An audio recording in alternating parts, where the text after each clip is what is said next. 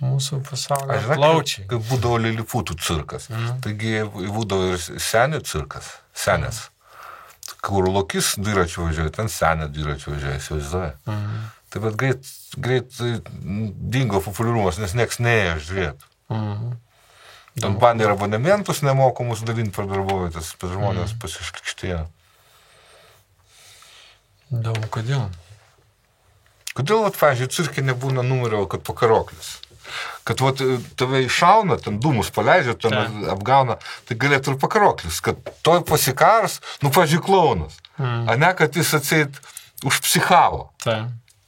Pas mus buvo toks. Ir tikroviškai vaidina, ne? Pas mus buvo toks numeris. Ir jis tada užsirioglino tam kopėtam dažinėliu, kur viršui tiesujėtų vaikšto. Jisai lypo per kopėtį ir sakė, niekam nejokingas, aš negaliu. Šitą žinau. Paėmė ir tada ir tada čia tokias ašaros.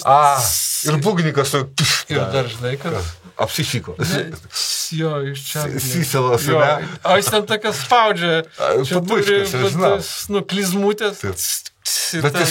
Bet jis tikrai pasikorė, ta prasme, jis čia džiugindamas jis paspaudytas. Ar jis apsivaidino? Vaidino. Vaidino. Tai va tokie čia, suprantu, cirką. Nes jis taip, žinai, publika, čink pasikorė, tas ašaros, tada nebejuda ir tada orkestras.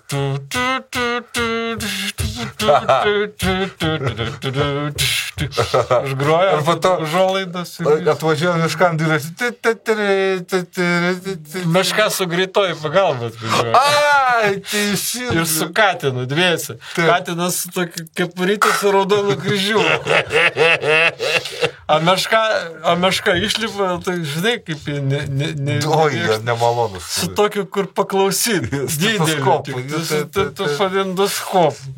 Prie pakaroklio pribėga, jį nuleidžia. Tu ten paguldo, tada meška klauso, nieko negirdi. A Katinas dirbtinį kvėpavimą pro burną. Pučia į burną. A ten iš tikrųjų jisai cukrų laiko. Kad Katinas pavokt. Laižo cukrų ir žmonės galvoja, kad kvėpavimų dar. A meškagi irgi, jinai su to kaip klauso jį, o iš tikrųjų tai jai pasiten irgi cukrus padėtas. Ten kur klauso, šiurbė per tą. Bet cukrus kaip? Magazinas atsidarytas.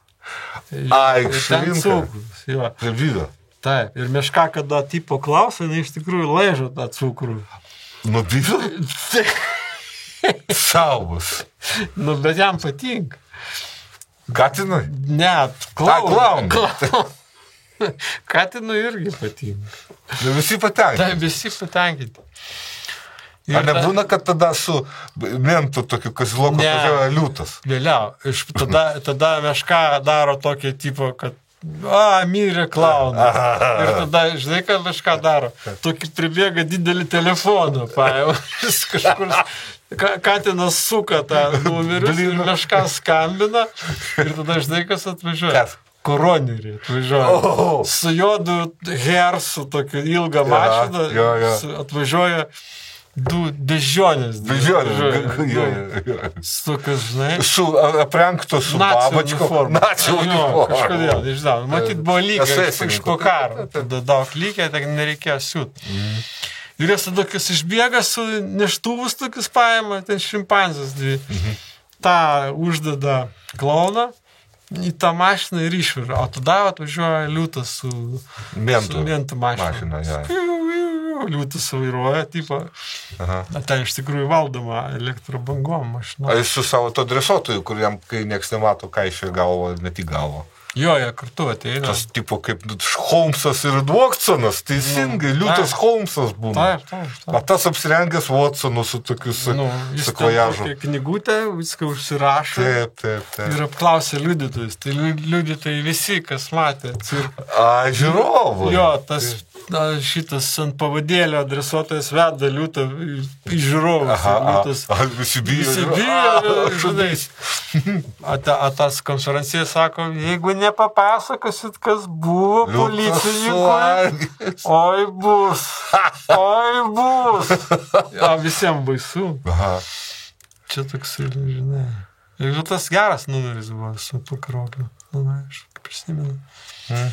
Kūrybinga publika, žinai, prigluoja visokių. Kažkokiais metais buvo rinkimai, tipo. Cirkai. Taip.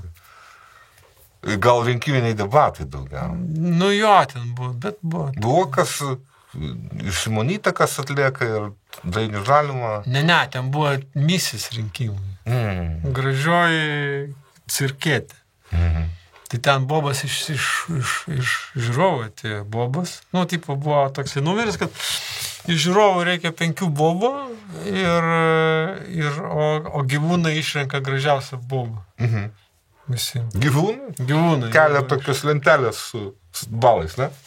Nu, jie iš pradžių prieina, pavosto ten, žinai, viską pažiūri ir tada kelia jo lentelės su balais.